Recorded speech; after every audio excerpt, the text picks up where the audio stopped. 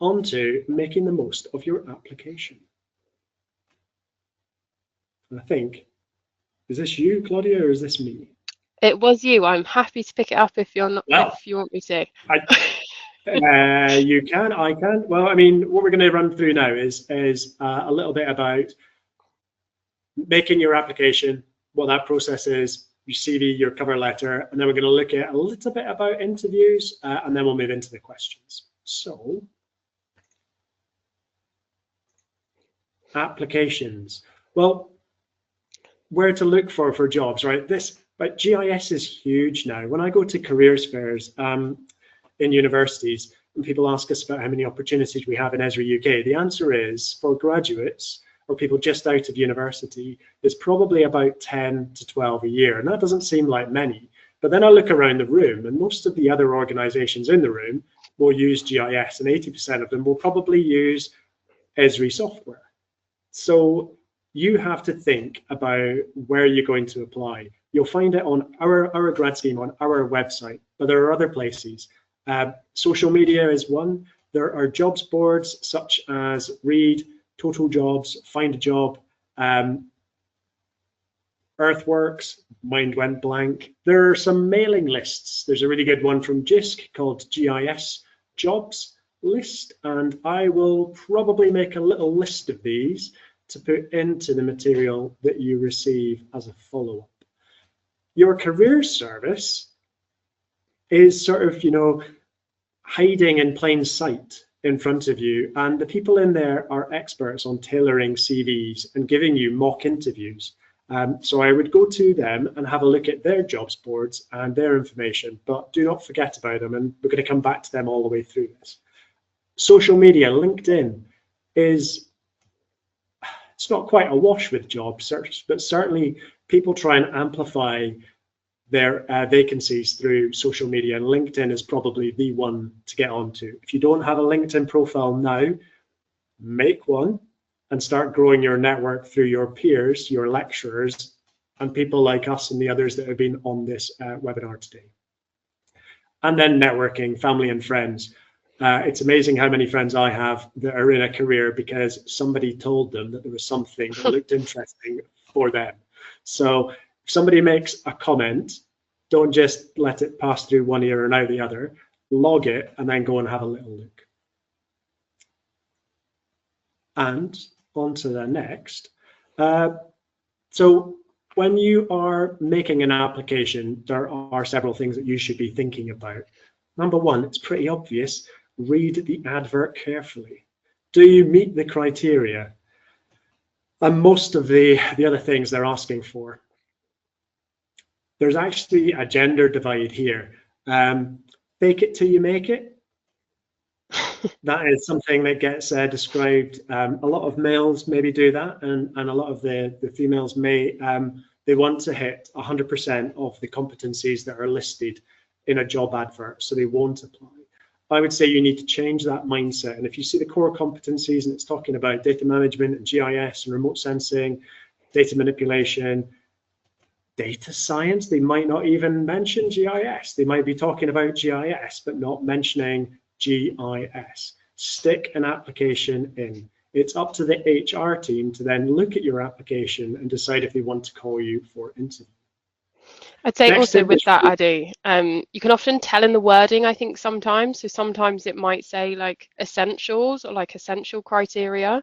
So those are the ones where you have to think, okay, like, am I hitting this criteria? And then you might see a list. There might be a huge bullet point after that of other things. That's where you can start to think, okay, how many of these am I hitting? Am I hitting a few of them? Am I hitting all of them? You don't need to hit every single one. It's just try to be realistic with yourself as to what ones you are hitting, but just have a look at that wording. Is it an essential criteria, or is it a behavior they look for, or is it something that would be nice to see in the individual who is applying for that role? You can often tell it's in the wording, so something to look out for. And this is, I think, in the digital age, this is more difficult. I used to print things out and get a highlighter, and I would go through it. It's buzzword bingo.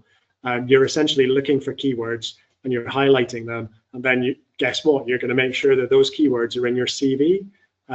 So if you're looking at a job advert, write down all of the key competencies onto a piece of paper, and then make sure that you're hitting them. And if you are hitting them, make sure you tell the HR department that you're hitting them. Check the company out online.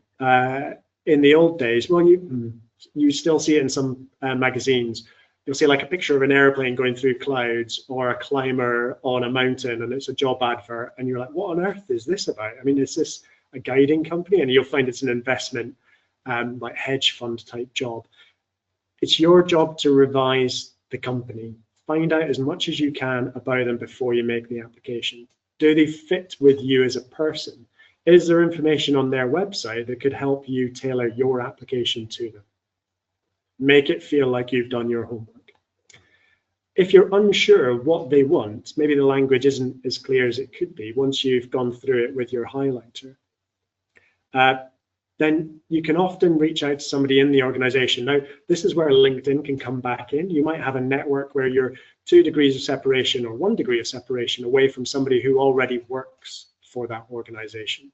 The bigger the network, the more chance there is that you will have that sort of separation moment. But often it says, if you're unsure or you want to chat, please email so-and-so, and email them and just come up with that question. Say, looking for clarification on this point, is it okay to have a quick chat?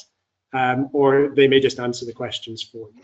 It's better to ask a question for clarification than it is to stumble in and make a mess of your application. The job advert will probably, well, should give you clear instructions on how to apply. Most of them these days will use online portals where you'll have to upload your CV. I always sort of dread that when you're looking at something and you think you have to get everything into the boxes and your web browser might time out. You can prep it with a Word document, so maybe go and have a look at the format that they're looking for. My spelling is terrible, so I never really trust the in-browser spell checkers. This is on anything. I filled in a form for Sarah today, and she's probably going to look at it and not be able to understand it. But I would be using Word documents and copying my text in there, and then copying it into the box once I've checked it. Obviously, don't miss the deadline. Get it in good time. Chris said that he was, by his own admission, quite lucky. I think last year we had somebody pull out and we had to then go out and see if we could find another applicant, and Chris was really lucky. That opportunity might not happen again. So I would recommend getting your applications in sooner rather than later. Don't wait for the quarter to midnight deadline. That's when you probably are stressed and will make mistakes. Salary expectations, not sure what to put in. So if you have done your homework on the company, you will be able to see not just what the company is paying, but what the competitors in the market are also paying. So maybe put in a range. It's got to be realistic. If the job is saying 27 to 32, don't put in that you want 65 grand, because that might then jar with HR. So be realistic, but you should put something down if they're asking for it. I think that should cover that one.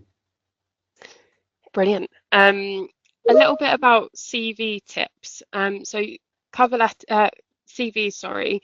If you have time to tailor them, we really strongly recommend that. It's not a case of rewriting it. Appreciate, obviously, you do have to apply for often for numerous roles. We're not expecting kind of rewritten CV every role. Sometimes even just rewriting the intro paragraph to things relevant to the role that you're applying to can be really beneficial. Equally with that, the second point, picking out key attributes that you have that are relevant to that role. What are some of the key skills that are maybe on the advert that you could maybe call out and they'll recognise in your CV? That can always is always a really nice thing to do. Include a short cover letter saying why you want to work for them.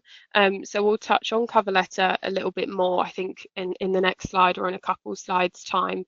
But cover letters are so important. They're really what give you a chance to stand out. They shouldn't be excessively long. It's just really why you think you'll be good for the role, why you want to work at the company that you're applying to, and also some of your most recent experience is really nice to get into your cover letter as well. Including your hobbies and interests. This is a really nice thing in the cover letter. They want to, or in the CV as well, they want to know about you. They want to learn a bit more about yourself, and hearing some of your hobbies and your interests are a really nice way to go about that. Obviously, only put stuff you're actually interested in. It might be that we want to have a chat and know a bit more about yourself in these areas, so don't shoot yourself in the foot and say something that actually you don't do at all. And then also, obviously, sell yourself to them. That's kind of having your CV. It's a chance to really to highlight your strengths, to highlight your experiences, and as I said, what you can bring to the role as well. In terms of some things to avoid doing with your CV, fancy formatting and colours is sometimes tricky with recruitment systems. So sometimes when you've done a particular format with something, it might look great your end, but then when it comes through to the recruitment process, it's all over the place. It can't handle the format sometimes. So you're safer to just keep it nice and simple. And as I mentioned as well, don't make it too long. So typically, I'd say kind of 2 pages maximum is the ideal. I wouldn't really recommend going beyond that. And then I touched on it earlier, but I wanted to have a separate slide around the kind of the importance of a cover letter. Now, the first thing that I mentioned as well earlier again is that it really does help you stand out. So cover letters typically and CVs are read in about 30 seconds, which I know is quite hard to hear. You spend time writing it, you tweak it, it takes a long time, but sometimes that's the pace that they're having to sift through those CVs and cover letters. So you really want to just get on there, on the cover letter, on the CV, your key experiences, things about you, why you're right for the role, and also made a note there, please do write it yourself. We're living in a world now where it's so easy to just get AI to just completely write everything for you and send it off and jobs done. But we really want to hear from you and your experiences, and actually through what's written on that page, get to know yourself as a candidate. And so completely writing something with AI, it hinders that, and we struggle to get to know candidates as well. So please do try stay away from entirely using AI. As well as that, it should show that you've understood the job and have researched the company.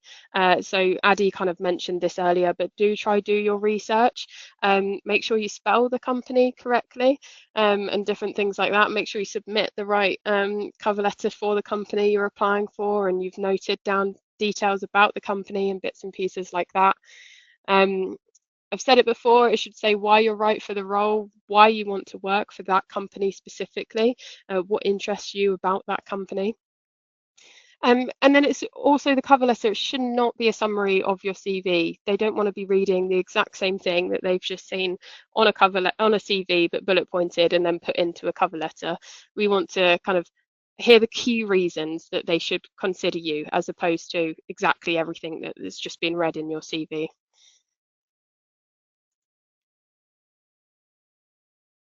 Yeah, I'd say that, then, that cover letter is really, it should have some passion in it. The CV is like your skills. The cover letter is really like, why are you the best fit for that role? And again, that means looking at the website and then thinking about yourself and putting some passion into it. I think our head of recruitment or talent acquisition loves a good cover letter. So yeah, she spends more time on the cover letter than the CVs. And I should say as well, these tips have come from Laura Isom, our talent manager, and she's had years in the recruitment. So please do kind of pay attention to these tips, and hopefully they do prove useful to you all. I've also just caught a glimpse of myself and noticed how perfectly I've matched these slides. I don't know if that's a good thing, because how bright our slide deck is, and then I thought I'd just go one step further, but here we are anyway. So what is an interview? We wanted to touch on this a little bit, because appreciate whenever you say the word interview, people might get particularly nervous around this, but it should help to just know that essentially an interview is just a structured conversation. Yeah, there's going to be one person who's maybe asking quite a few more questions and the other person is only answering them, but do also ask questions yourself, and that's incredibly important. But ultimately, the purpose of an interview is just to find out a little bit more about yourself and how your potential suitability as well for the job in question. Interviews can tend to look a little bit different nowadays, so they could be face to face, they could be video phone. I think more and more now, especially kind of initial interviews, tend to be online, kind of via a video call. And then you get different types of interviews as well. So you can get incredibly structured ones where it's kind of structured questions that guide you through the time. Or sometimes it might feel far less structured, far more conversational, which is also great. But the thing to remember, if that does happen, is it is still an interview. Try not to still be professional, still engage in the conversation, but always have that in the back of your mind that you're still in an interview, as opposed to just a conversation with a friend or someone else.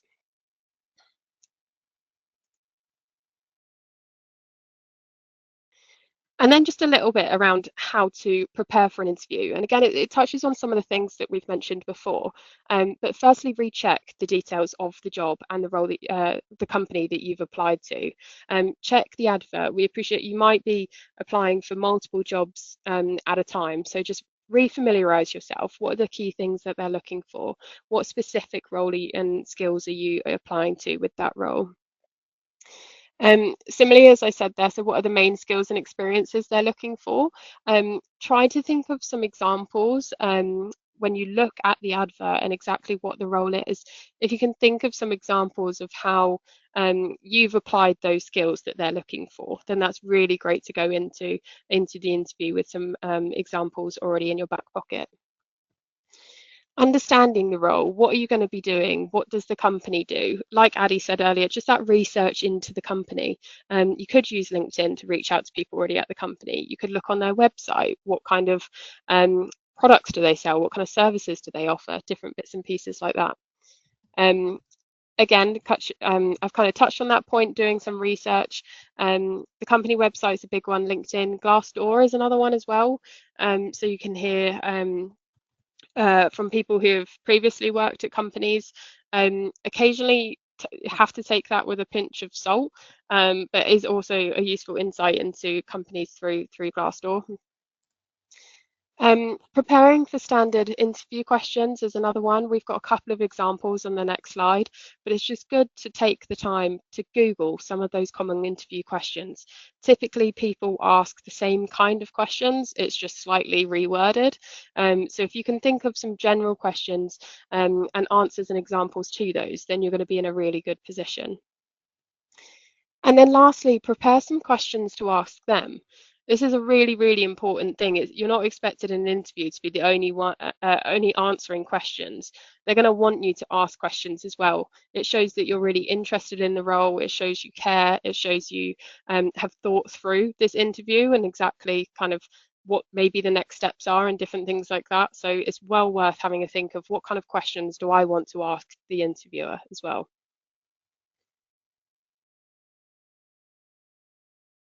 And so, as I say, I'll just kind of quickly go through these, but some standard interview questions could be, tell me a bit about yourself. So really what they're looking for is kind of just talking through maybe some of your key achievements. It's like pulling some of the key things out of your CV. Add in some hobbies as well. What makes you stand out? What are some of the successes that you've had? What are your strengths is another one. So for this one, again, similar to what I said in a previous example, pick something that is true. Don't just pick something that you think they want to hear. A couple of examples could be working in a team or attention to detail, but definitely do have a think about, specific to you, what are your strengths? What are your weaknesses? So this sounds like a horrible question to have to tell the person you're trying to get a job from what are your weaknesses, but it's something that you want to show that you're working on improving. It might not be something that you've resolved, it might be something just that you've started to realize and you're now working on. So an example on the slide is used to struggle with prioritization, but have tried some time management techniques which are really helping me. So try and have a think again of something personal to you and don't just say something you think they want to hear. What motivates you? Again, this is a really nice way of just the interviewer getting to know you. And then also, why have you applied? So why is this a great job? Why are you suitable? Is another common question. And then also you might get some competency or situational style questions. So these, you can often tell if it's that kind of question. So if they start with, as you can see on the left-hand side, tell me about a time when, or describe a situation when, or talk me through a situation. And these are kind of far more, there's quite a few common questions on the right-hand side, but this is where you want to have some of those examples and you've thought through your prior experiences and you can think of a few different examples, and it's good to have different examples as well for each question if you can. So some examples such as tell me a time you dealt with a difficult person. So it'll be a kind of how you dealt with that as well. Tell me about a time you made a mistake at work or missed a deadline, for example. I won't go through all of these, you can read these yourselves, but tell me about a time you went out of your way to achieve an outcome or help a customer. And some of these, I know if you're coming from education, might not have worked with customers before, but thinking in kind of projects or assessments at university or at work or things like that is great to try have a think of going into an interview. STAR technique, I'm over to you, Eddie, aren't I? Yeah, so STAR technique, another one of these questions that people in HR might ask you. And part of this is really, we want you to feel prepared when you go for any interview, and there should be, I wouldn't say no surprises, but fewer surprises. So when somebody asks a question, you can structure your answer around the situation that you found yourself in, the task that needed to be done to resolve or address the situation that you found yourself in, and what the end goal was. Then critically, the action that you did and how you made a difference. Now, some of them might be about teamwork and you are part of the team, but what specifically was your contribution to that situation? And then the results, what was the outcome from the action? And that's really it. And the key is to go through it in that logical sort of framework. So as Claudia said, when you're looking and preparing questions, think of the STAR technique and write down, okay, so, you know, that time that we were trying to work as a group and there was somebody dominating the conversation and kind of, I said, right, let's all divide up the tasks. Think about it in STAR, write it down, and then when you're in the interview and your pulse rate your pulse is rising slightly, get back to situation, task, action, and result, and try not to waffle. So, on to the next. We said that it's a conversation. The research that you will have done, you will be able to find out what the organization is, what it does, and kind of what its mission statement is. And kind of how it feels. Now, out of that, there might be some interesting questions that you desperately want to know about the role, like the grad scheme. How long is it? You know, where will I be based? How many people will be on it? That's fine. But there might be some other questions about the organization that make the interviewer feel as if you've really done your homework and get an extra little tick merit point from it. So go and find out the mission statement of the organization that you're applying for. And then, or some of their case studies and find a really interesting thing that they're saying is a success, ask them a question. Well, I noticed you were working with insert organization's name. Tell me, what was that? How big was the team? But you can also ask questions about the process of the interview or the career paths after maybe a grad scheme. So there's lots that you can ask questions about, and the interviewers are kind of expecting you to come out of your shell a little bit and ask these questions. How many questions? Not a million and not 0.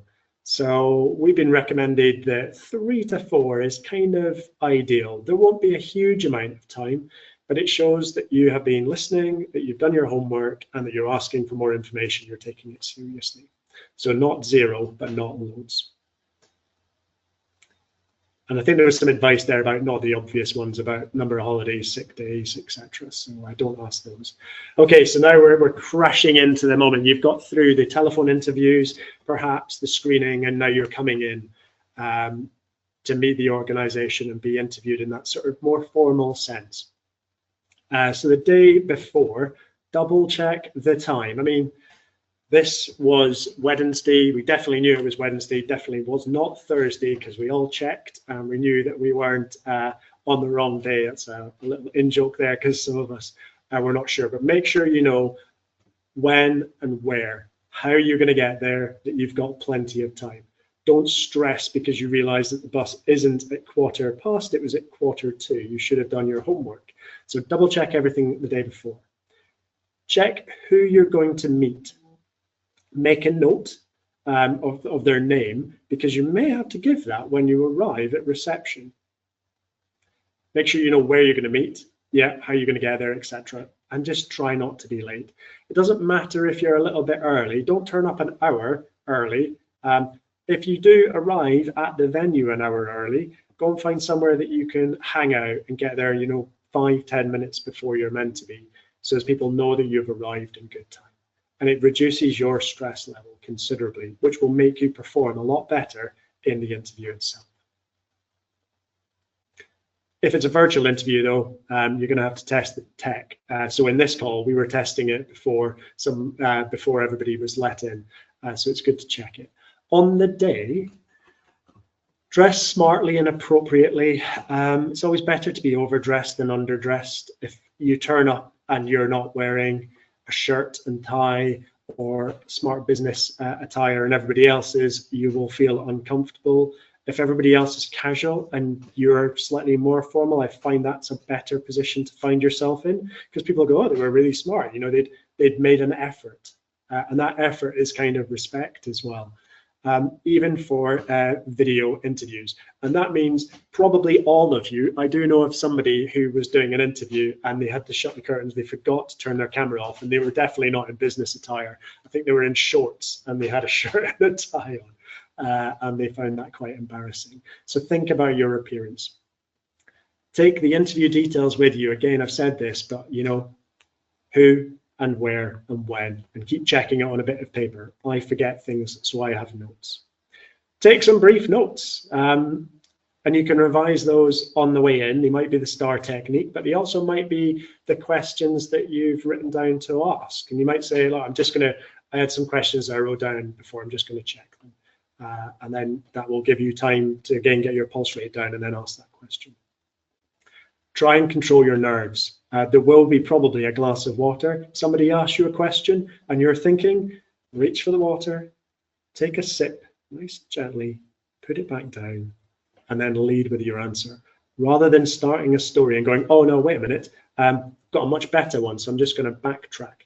Take a little bit of time. Say, I'm just going to take 5 or 10 seconds to think of that, an answer to that really good question. Take your time. A pause is better than a backtrack. Always be polite. Well, I mean, that goes without saying. What we're looking for is people to represent our organization with customers, so you have to be polite at all times. Be yourself as well. Don't try and be somebody that you aren't. Our HR will see right through that. We talked about Laura. She has interviewed thousands of people. Her intuition is, immense. They will see through it. Don't pretend to be something you're not. And be nice. You're being interviewed as soon as you come in through the door. You might meet the receptionist, and that receptionist will be giving you details about where to go and wait. The HR team might go and ask the receptionist, what do you think about today's candidates? If you're sat down and there's some magazines about all of this, the company behind you, go and take one. Read it. You don't need to actually read it. You can be looking at it. because they might ask that person on reception, what did they do? Were they just like browsing social media, or did they look at the literature? What did they do? So assume that you're being interviewed by absolutely everybody and just be on your best behavior. Oh, what to do if it starts to go wrong? Well, if you're going to be late, call them. Stuff happens. Cars break down. You miss buses. Buses are cancelled. It's going to be probably winter or the end of winter, so there can be disruption. Life happens. Maybe you can't even make the interview that day because something has gone badly wrong. Be courteous. Tell people as soon as you know that you may be late or you may not make it. We will try and accommodate those kind of things. Life just happens. If you don't understand a question in the interview, ask them to repeat it, or could they phrase it a different way? Or you can check a clarification. Oh, so do you mean a situation where I was working on my own or as part of a team? And they might go either, it doesn't matter. Or they might go, no, we want one where you're in a team because you've already given us an example as an individual. Ask them to repeat it or ask them to word it differently. Check for clarification. I've already really mentioned the brain fog. Take a sip of water, give yourself time, get clarity before you start speaking. And tell people that you're nervous. A good interviewer will probably notice, and they will ask you a series of questions at the beginning, which are designed to get you into the interview process. I still get nervous when I'm putting my hand up at a conference to ask a question. I look at my heart rate on my watch and it's skyrocketing. So I tell myself I'm going to ask the question next, but then I wait one question and then I go, and that gives me time to peak and then come down. You will know how you are in those situations and try and do your best to be relaxed. Right, okay, so you should now be ready. You've researched, you're enthusiastic, attentive and listening, you're dressed appropriately and for success, and you critically are yourself, because we want you to work for us, not some different version that's only available on interviews to work for us. But that ready thing is really important. Researched, enthusiastic, attentive, dressed for success, and be yourself.